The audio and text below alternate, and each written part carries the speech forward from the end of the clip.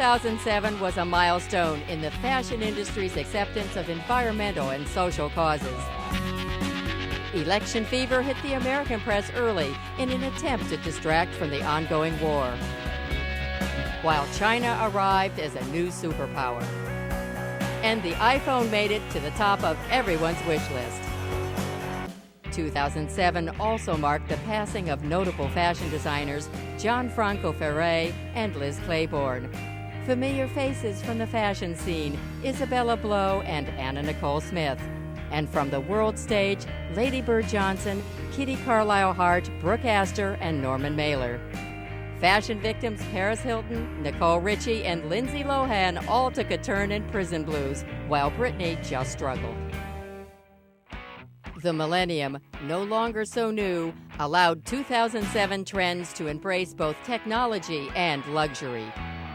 Giorgio Armani's star-studded London extravaganza brought together celebrities and performers from around the globe to raise awareness of the AIDS crisis. Armani's extravaganza was called One Night Only, and it really was one night only. I've never seen a night like it. Olivier Theyskens made his highly anticipated debut at Nina Ricci.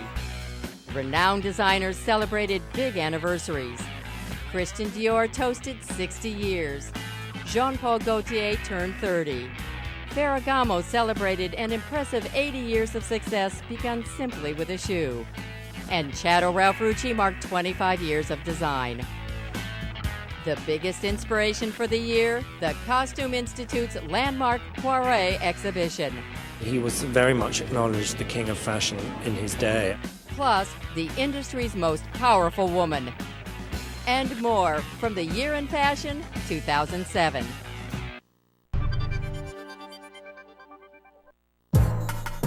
The Spring 2007 collections offered a diverse array of trends, from the romantic to the sporty, and from retro all the way to futurism.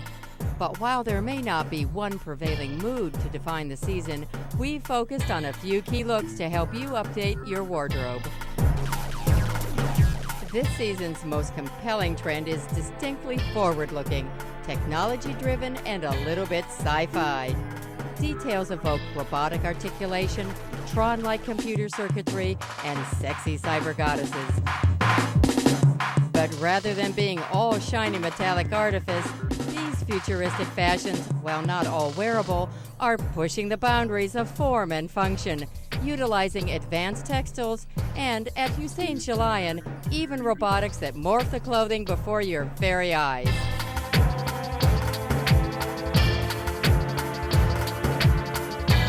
People like Hussein Chalayan and Nicolas Gasquier at Balenciaga spoke to the idea of looking forward in fashion and thinking about the ways in which not only will we look, but perhaps how fashion might function for us. But for the more traditional, fashion is also rendered in more classically romantic visions this season. Designers deck their designs in ruffles, bows, and sculptural flowers. But rather than appearing crafty or dowdy, these charming details are meticulously crafted and perfectly sophisticated.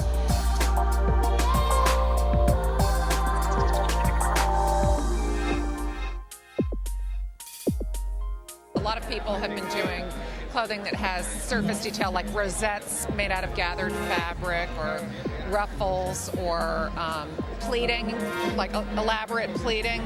So it's kind of couture-ish details that look hand done in a very fine way.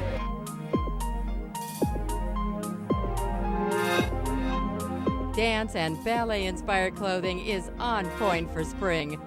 Designed with movement in mind, these garments move comfortably and gracefully with the body, perfect not only for dancing, but for busy modern life.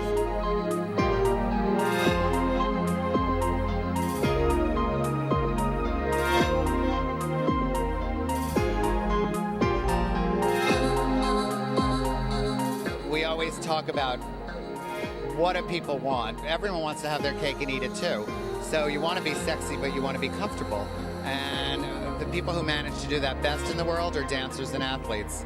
And when I see these dancers and choreographers on the street from the school, they look so sexy, but comfortable, modern, never costumey. The layers that were a key look for fall will continue into spring, only in ethereal and fluid fabrics. Whether perfectly prim or coolly deconstructed, light layers capture the breezy freshness of a new spring.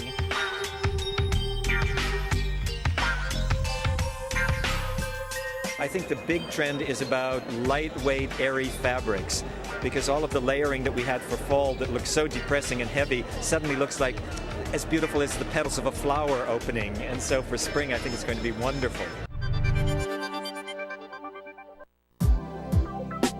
Sometimes the best fashion moments happen off the runway. In New York, Marc Jacobs really put his BlackBerry to work this season, reaping an even larger than usual celebrity harvest. I think Marc Jacobs' show pulled probably more celebrities than anybody else. Marc Jacobs is dope. They're sort of coming more and more, fighting their way through the crowds. I mean, it was a bit like a kind of Oscars night. The mood was somber at Vera Wang as attendees discovered her father had passed away earlier that morning. A few hours later, things were more jubilant as Ralph Rucci celebrated his 25th year in the business. I'm still in a state of becoming. I haven't even touched upon what I need to. Kevin Costner had the week's craziness all summed up. I've been to two, so it's not like I'm a really experienced guy with this, but I like it when the lights go out and the music starts up and the clothes go flashing by. It's a little startling for somebody who hasn't seen it before to realize it's done in 15 minutes.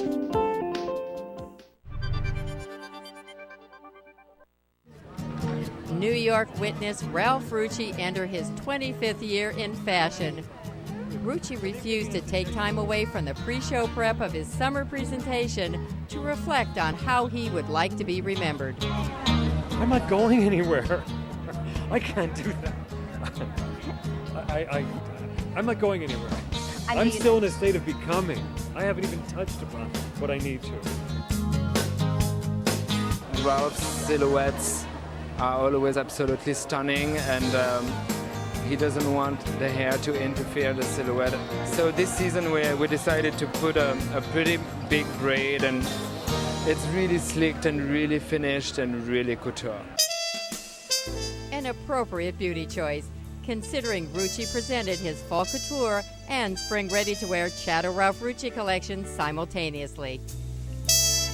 This is the 25th year anniversary collection, and I looked at the lineup a few hours ago and said, there are seeds that I planted 25 years ago that I'm still trying to work out. So I don't, go to another civilization or time period for a theme for each season. It's the rigor of what we've always worked on and just trying to take it further, and it's much more subtle in that way.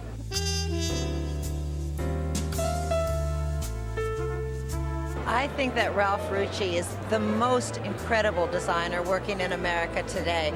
He's really the only one doing these astonishing couture techniques and innovating new techniques, and then, to the extent that it's possible, translating them into the ready-to-wear as well. These clothes are just a technical tour de force. What's so magical about Ralph Rucci's work is that it is so near to perfection that I think a designer can strive to be. His line and cut and tailoring has really perfect precision. He really understands that fashion can be art, but flattering, beautiful, and wearable at the same time. A lot of designers can produce art, but it belongs in a museum, not in real life.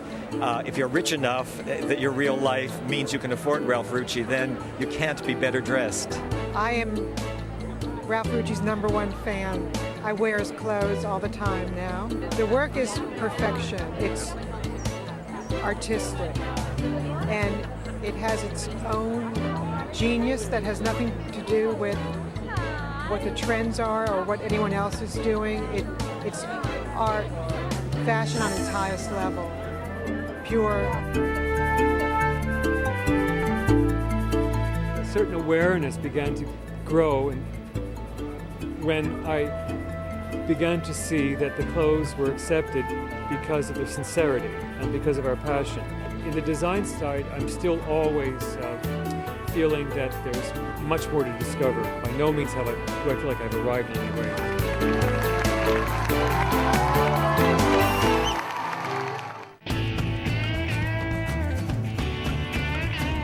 One of London's biggest cheerleaders summed up the buzz surrounding this season's Fashion Week.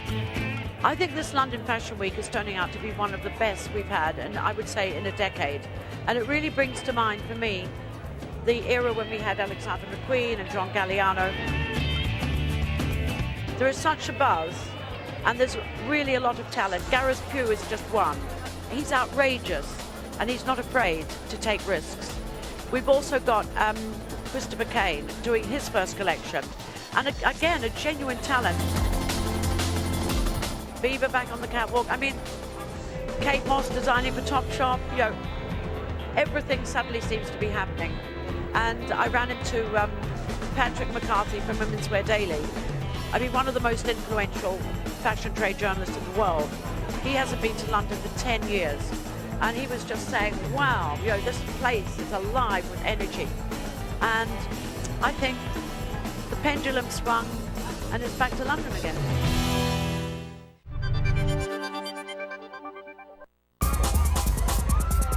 It was an extravaganza, the likes of which London has never seen, as Giorgio Armani brought his Emporio Armani collection to London Fashion Week for one night.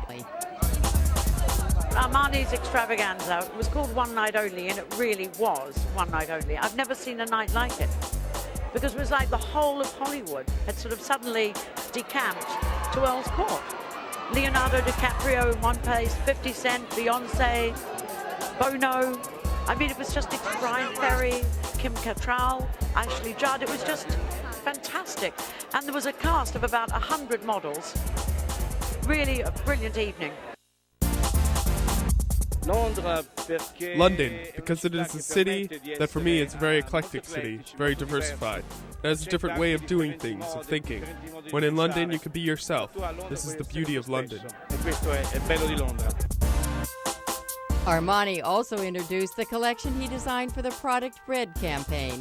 The initiative was founded by Bono and Bobby Shriver to raise awareness and funds for the AIDS crisis in Africa.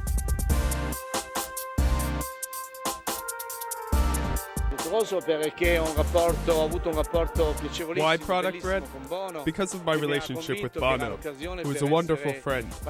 He convinced me that this would be a rare opportunity to introduce this assistance to help Africa, and more than just Africa.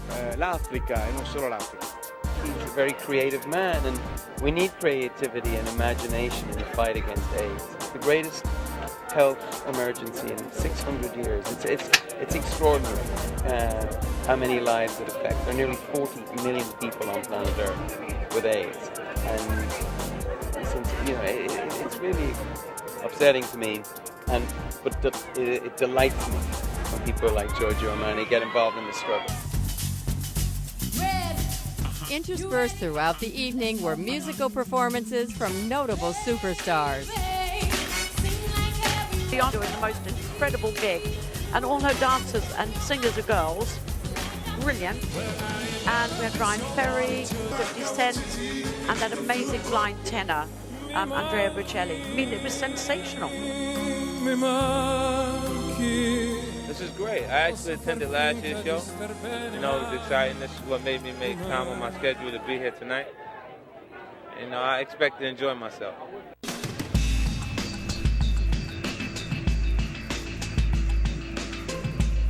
I think it's incredible. I think only Mr. Armani can pull something like this off and convince all of us to come to London after we have 2.5 more weeks to go in Fashion Week.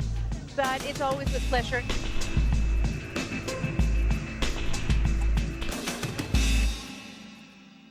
In Milan, Roberto Cavalli set the season's sporty tone early in the week with an American high school marching band. D Squared turned their runway into a catwalk capri. It's one of the most beautiful places in the world. And it actually happens. People get dressed to go there, and it's hilarious and it's funny, and we're going to bring it to you. Pop star Prince held court in the front row of the brand new Versace Teatro. And this is a dream that Donatella and Gianni used to talk about many, many years ago. And Bell staff gave fashion editors a chance to enjoy art in a country famous for it. It's the biggest exhibition ever made of Basquiat in Europe. Just wear lipstick. With Rufus Wainwright performing and ballroom dancers on the runway, Victor and Rolf raised the ante for Paris Fashion Week. You know, we were sort of saying like, wow, it's a mix of like Ice Capades meets The Shining. You know, it was kind of like skater costumes, lots of stars. Making her first appearance at Balenciaga, Janet Jackson and her beefy bodyguards became ubiquitous in the City of Light.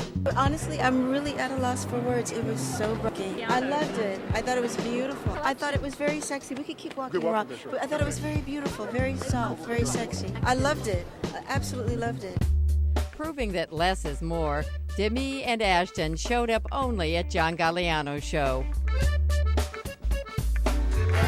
New York designer Stephen Burrows returned to the Paris runway for the first time since 1973. I'm very excited about being in Paris. It's the first time. I tried once before, but it didn't happen. This time we got here. Perhaps the season's true fashion moment was Hussein Chalayan's computer-controlled mechanical dresses. So there's all mechanics like under the dress. After 25 seconds, the dress goes up and this zippers by itself.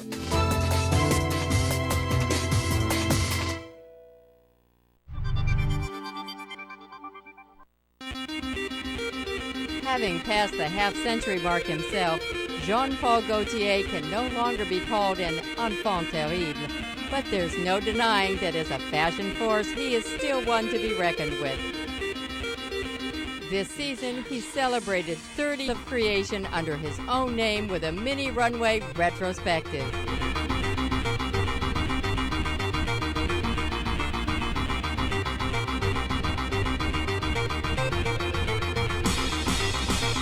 It's amazing to see 30 years of a designer sort of all in one compact little package, and it really, I think, showed what Gaultier is strongest at, which is he has an amazing visual wit, and he loves the sort of like a sight gag in a way, those sailor stripes made out of feathers. It's sort of ingenious and really fun, and every piece was like a conversation piece, one way or another.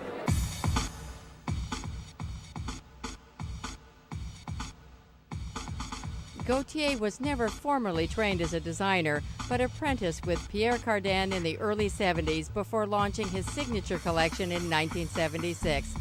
He's created memorable looks for feature films, including The Fifth Element.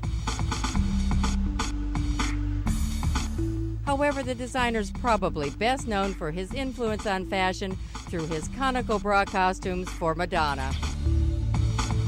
I thought for me, Jean-Paul Gaultier, I've lived those years of coming to see the shows, and it brought back nightlife for me, because the music associated so much with what that particular year was, and he did that so well, and he was always so much fun, and we'd always see him at the club afterwards and the parties. So the clothes signified a different time of life in which how you remember that dress and remember that song. I thought the clothes, the retrospect was beautifully done. We got it.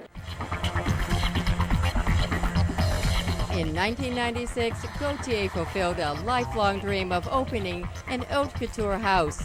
Then in 2003, the designer was offered the chance to helm Hermès, but his heart remains with his signature collections. Gaultier is such a master of wit and humor, and he's done so much for fashion over the years, and I especially enjoyed looking at the retrospective that he showed us. And I think it's so easy for us in fashion to forget how much a great designer like Jean-Paul has accomplished, and there were so many remarkable looks there, the Madonna bra and the tartans, incredible, impeccable tailoring. It was just a joy to see, and I think he's a master of his art, and we're very lucky to have him in fashion.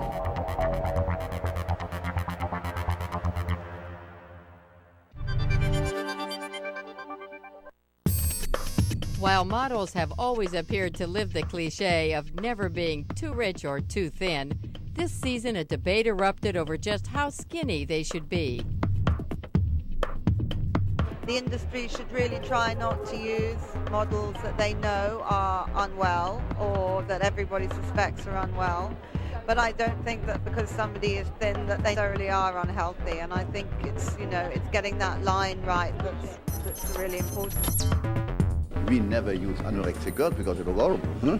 They are frightening. The new girls from the East, they have a very narrow build. So the skeleton alone is much lighter than the skeleton of a girl from 20 years ago. It's very strange, huh?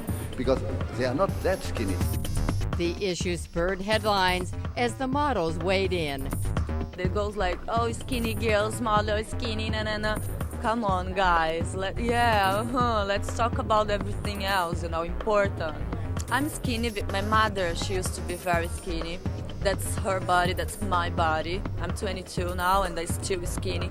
I don't think I'm gonna get fat, never.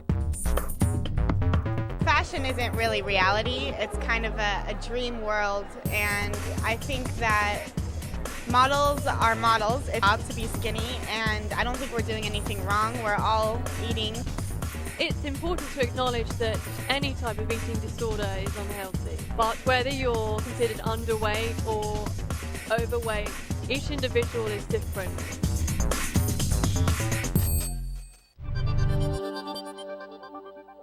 Hi, I'm Shalom Harlow. I am a fashion model extraordinaire, and we're going to be bopping around the Lower East Side in New York City today, checking out some eco-fashion boutiques. And here we're at Kate's, our first stop. So maybe we should pick out a couple things, 1 or 2 pieces to try on, and I'll do a little show for y'all, okay? Oh, I feel like a little, Italian movie star. Yeah. And then this great pocket. It's perfect, isn't it? That is beautiful.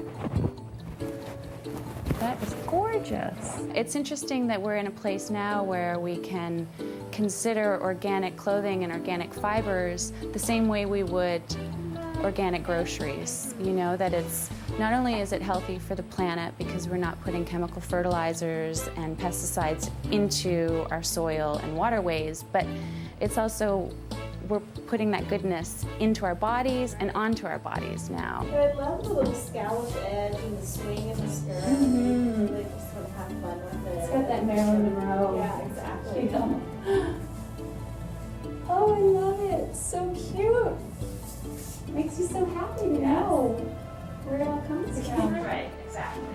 Modal, Tencel, Lyocell. It's kind of all, based on plant cellulose and wood fibers. So let me give you some plastic, Kate. All right. And I'll use my little bag. Oh, perfect. Thanks for having us in your store. And I will be back. Okay. And we're here at a boutique called Narnia. Let's see what we can find in there. Ah, wouldn't you just love this to be your closet? So one of the big bonuses about vintage shopping is that it's essentially recycling.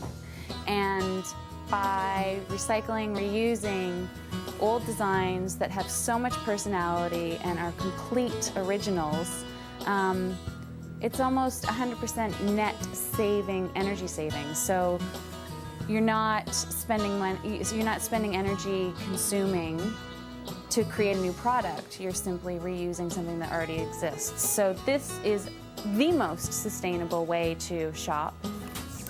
Little tutu. My ballet days are coming back, having ballet flashbacks. No. Oh, that's a gorgeous little piece. Go over anything. Oh, I love that. I think that has to be tried on, definitely. Super easy, cotton, breezy for the summer. All right, folks, that's it. Joining us, and if you want to meet me back here in a few months, we'll do a fall version if you want.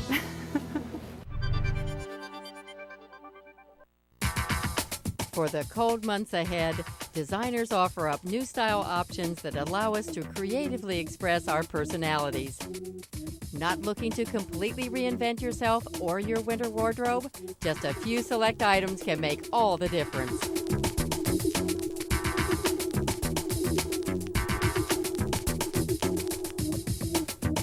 Only, fashion victims go out and buy brand new things every season. That says nothing about personal style. And that's what this season is very much about. It's all about choosing the looks that are right for you. The more reserved will be pleased to hear that it's finally hip to be modest. Tailored white shirts and smartly fitted silhouettes are bringing a sophisticated sexy back.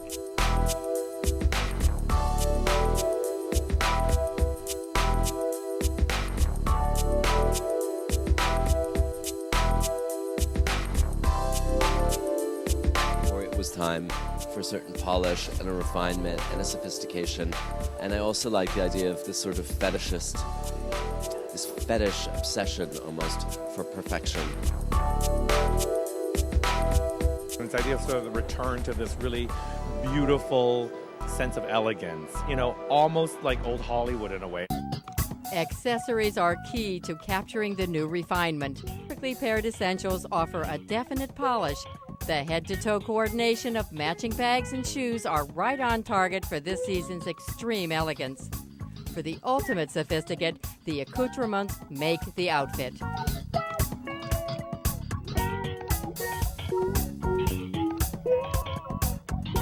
Gloves are also a must. Slipping on elbow length will allow you to be sexy and demure.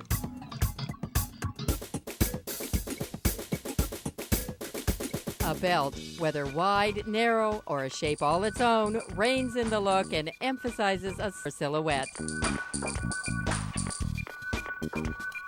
Oh gosh, you have to buy a belt to cinch your waist, show your waistline off. Nothing is hip slung anymore. The focus is on the waist. Necessity is clearly the mother of winter's innovative fabrics. High-tech materials not only give traditional classics a futuristic charm, but are also an ideal alternative to foul weather gear.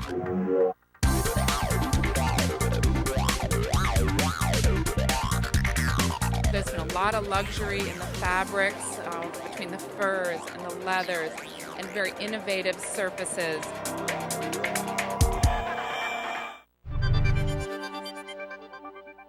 He would be pleased. He would be pleased. But not only about richness or glamour, about the behavior, not only of his children, but also the grandchildren. For Wanda Ferragamo, seeing subsequent generations carry on the name of her late husband is a satisfying experience, especially as the family-owned house celebrates its 80th anniversary and prepares to become a public company. I think it's an important move for Ferragamo because it gives us the possibility of really maintaining our ability to still be a family business, but at the same time be able to invest in new ways for Ferragamo for the future. We are also at a point where I think the company has grown tremendously and we have to look to the future in a new dimension. He was really always telling us that he couldn't wait for us to grow up and to start on other departments also. I know that this was one of his dreams, so I guess that more than surprised, I hope he would be very pleased.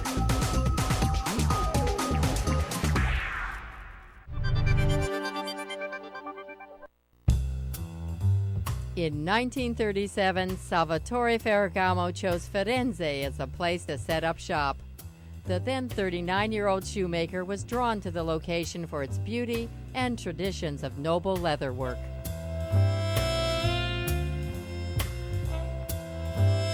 Ferragamo shoes means something different compared to many other shoes that are now on the market. Because we still follow some of the production and product development phases that were set up by our founder. From the design studio, the sketch is handed off to the technical drawer, or modellista. The modellista transforms this scratch into something like this. The modelista worked on the last. The final result, everything's cutted. Every single piece of the shoes is cutted with the right millimeters, the right proportion. They move through third phase, which is the giunteria. Giunteria is where the leather are cut. With this tool, it's cut based on the pattern the modelista developed. The materials, we use the best leathers, the best leather we can find on the market. It's expensive, yes, but cost is not something that should move creation. To make a shoes, we need to have the last, the heels, the inner sole, and these components, we receive them from suppliers, and little by little, we put together a shoe. The upper is nailed on the last. The other really important part is the heel, which is almost at the end of the process, the way the heel is nailed to the upper. With high heels mainly, it's so dangerous if it gets broken, so it has to be very careful. Our fabrics are natural materials like leather. They need to take the shape of the last, which means the shape of the foot. The shoes remain on the last for 3 to 4 days, and without this drying period, results would be substandard.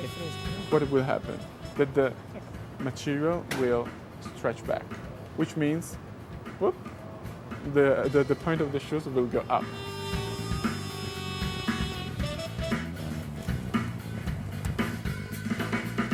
And if you can do a good shoes or not a good shoes, it depends from you. You have control on this. You can cheat on your customer, or you can provide the true value.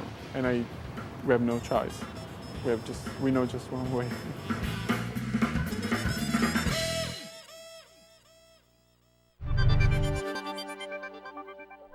I'm always looking forward into the future, and what better way to celebrate another anniversary than with a new collection? To celebrate 60 years of Christian Dior, the legendary couture house turned their normally exuberant show into a full-blown extravaganza.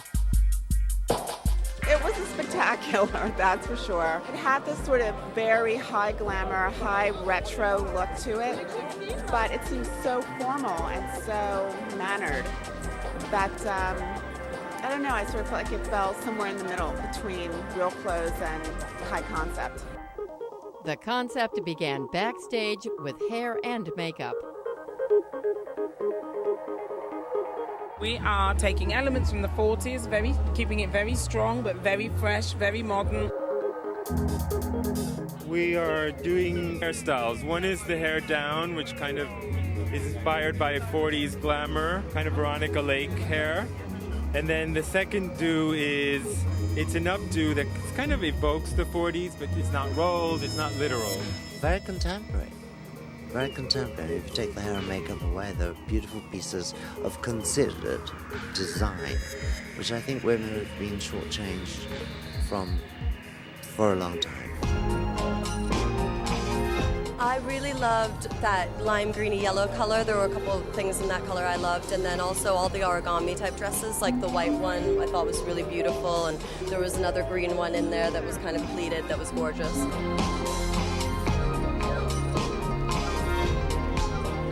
I love the mix of tradition and cyberspace kids. So what you saw there was, in fact, a bag that was incredibly fashion, but produced in a way that only a luxury house could produce. It's very rare that you find a fashion statement, but produced at the highest quality of a couture bag. Very rare.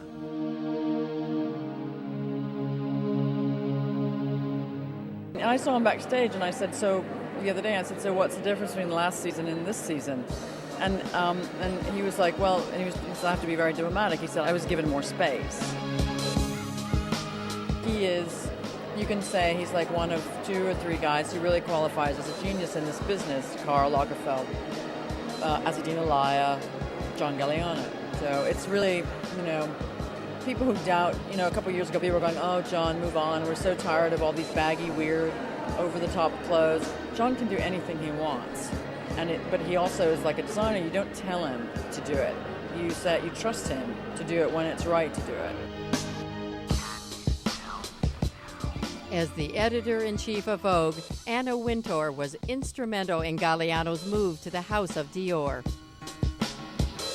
John at that time was like so many of those extremely talented British designers. I mean, they have all the talent, but they don't have the business support behind them. And once, he had that through LVMH, I mean, there was absolutely no stopping him. Well, I'm here to carry the torch for Monsieur Dior. I've been here 10 years, which is the tenure of Monsieur Dior himself. And really, he laid the blueprint for modern fashion as we know it today. And we're feeling a return to luxury, deluxe, cutting, fabrics, everything that was very soignette.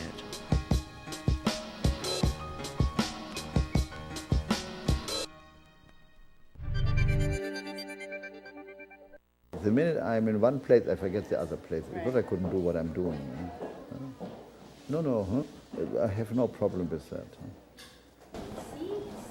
Mais là, je trouve le bandeau un peu large. J'aimerais qu'on voit un peu plus ses cheveux à elle. I'm trained, so why not? And I like that. I would be bored with only one thing. It's like if a singer with only one song. No, I like to sing different tunes. And I like the idea that I have 3 personalities or no personality at all, I don't know. My Italian me is Fendi, Chanel is my vision of Chanel, and Lagerfeld is me. So I think it's quite interesting because they don't look the same at all. This is very impeccable, clean cut, beautifully made. I don't want to be pretentious, modern clothes. It's not at all in the classic sexy way. It's more an ambiguous seduction than a sexy attraction. I like all of the different parts of the job. There's not one. I love to be at home and sketch and do things like this, but it would be very stupid and dead if it wouldn't be done after as a dress or a suit or a jacket. There's not everyday sunshine. There are moments you don't like things, and you're not pleased, and you are pleased, and you're too pleased. So difficult to say. Sometimes things are easier, sometimes they come not that easily, sometimes you want to destroy everything. Today, a couture dress is as important as a jeans. Both have to be perfectly cut. And the price is, in a way, secondary. For me, it's like a crime to ask even for little money for something what's poorly made, because today with the machines, the design teams and all that, you can make inexpensive, because I hate the word cheap clothes, for a very affordable price. H&M thing opened my eyes for that. So, for me it's easy because I do the most expensive in the world. So I can go there. If you do only that and you want to go to the more expensive, maybe it's more difficult. I don't know. But the way I spend my life designing and doing clothes, I can handle pretty well both ends. This is just a white shirt, but with a double collar. How are you? Very chic on her. C'est bien. Yeah, two colors, exactly. It's 2 shirts in one. Because, some people say, oh, I would have invented the idea of invented blue jeans. I would be the inventor of the white shirt, but the white shirt existed before I was born. But I always make white shirts. I make all my shirts myself because I'm really a shirt freak. Fashion is about moving on. And this is what I like best. That's why I personally don't like retrospectives, anniversaries and all that. No, doing for doing. No credit on the past. What's interesting is what you do now and what you will do. What you have done, you can remember later. Paris is one of the rare cities where the cosmopolitan stands side by side with the romantic. With Olivier Theyskens in his new position at the helm of Nina Ricci, the same union can now be expected at the French house. At first I didn't thought about any change. I just put myself into a dream about a vision, and I'm really focused on a Ricci girl. And nothing could be more poetic than using the natural of the Jardin des Tuileries as a backdrop. Tuileries is such a nice park. Why don't we just show it? Theyskens has an innate gift for illuminating beauty. Last year, the closing of her shops left the Belgian super talent unemployed. Hope is now high that Theyskens will work his genius at Nina Ricci. Today is going to be a drop-dead show.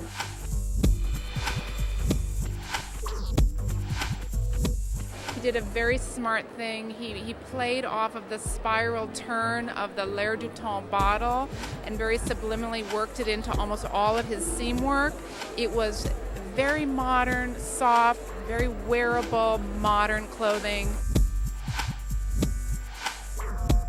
I wanted to work also on contrast with the perfume, bringing like grey urbanism and also contrasting modernity to Hegeriac statements, like real elegant things. So it's very interesting to bring contrast in the brand.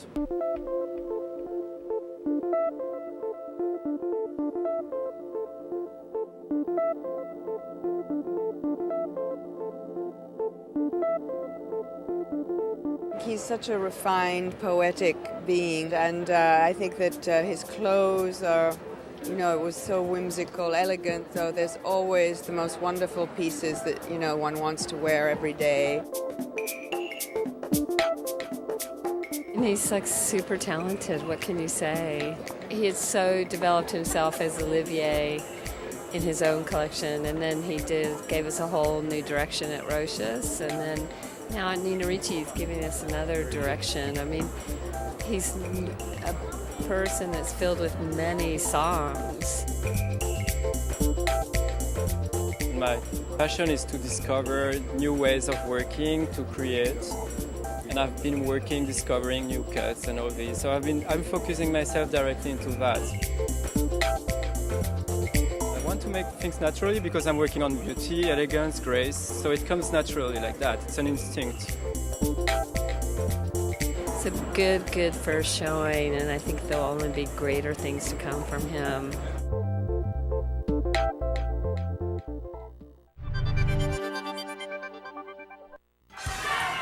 Known for lavish costume exhibitions, this season the Metropolitan Museum of Art mounted a show that celebrated Paul Poiret. Its notoriously glamorous red carpet celebration surpassed all that have come before. This is Fashion Olympics.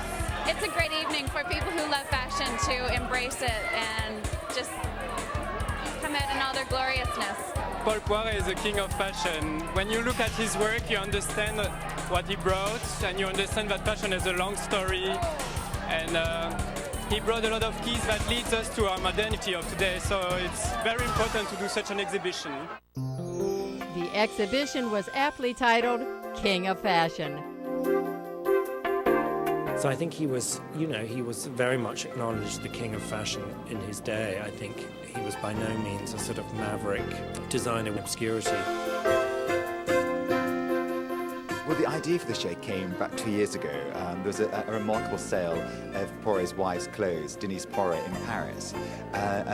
Seeing the clothes for the first time, we were completely taken aback by the modernity of the clothes. In the history of Poiret, people always remember him as the man who liberated women from corsets and hobbling women's legs, but not really as a modernist. So seeing these incredibly modern clothes, we felt was something fresh and something new to say about Poiret. It's about 3/4 of the shows a piece that Denise wore and were designed for Denise specifically. There were several people around 1905, 1906, several designers who were advocating the freed female form, including Lucille, Madeleine Vionnet, Calosser. But Poiret is the one who's given credit for it. He was the first of many things. He's the first designer to create perfumes, the first designer to expand into interior decoration. So he was like a Ralph Lauren of his time. He was the first designer to do perfume, the first to do furniture, interiors. It was the whole package. But sadly, he died penniless because they didn't have LVMH in those days. One of the interesting aspects of Poiret is that the cuts are very simple. Really, all of the creativity and beauty is in the selection of materials, colors, and surface embellishments.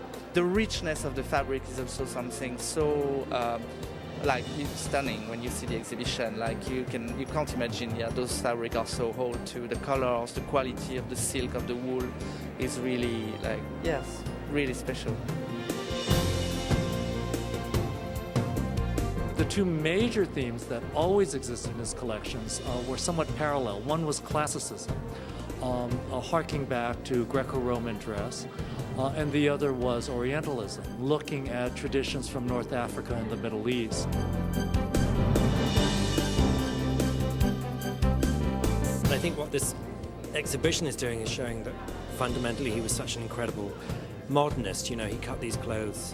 I mean, there are clothes from sort of 1908 here that are cut like T-shirts, literally, you know. So it's really that, the idea that you don't need tricky or complex design to be seductive as fashion.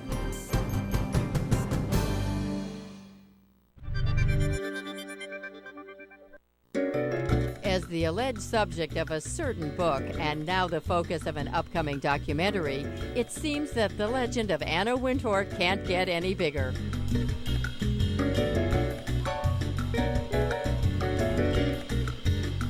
In 1988, the British-born fashion editor took the helm at American Vogue and quickly became the most powerful woman in fashion. Some even said too powerful, that her influence was too broad. Well, I mean, I think that Vogue is, you know, such a brand, such an important brand that everything that I do connect with fashion, I feel reflects on the magazine. So obviously, helping and supporting designers and companies is part of what we do. We're very happy to do that, as much as we are happy when asked to advise a designer on the point of view of a collection or the direction that they might be taking their house. So, you know, obviously, first and foremost, our prime objective is hopefully to put out a wonderful magazine, but because of our connections and our experience and our expertise, as you will, I mean, we are, I hope, instrumental in supporting fashion in many, many different ways.